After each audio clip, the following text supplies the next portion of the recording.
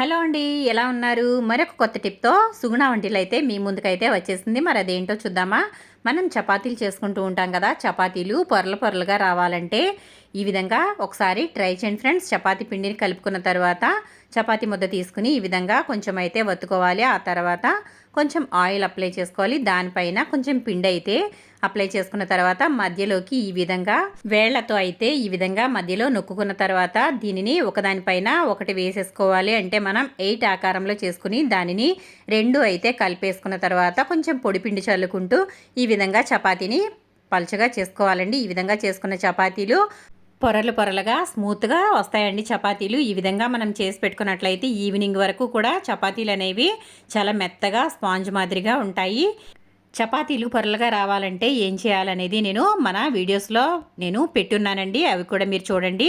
మీకు ఏది నచ్చిందో నాకు కమెంట్ సెక్షన్లో చెప్పండి.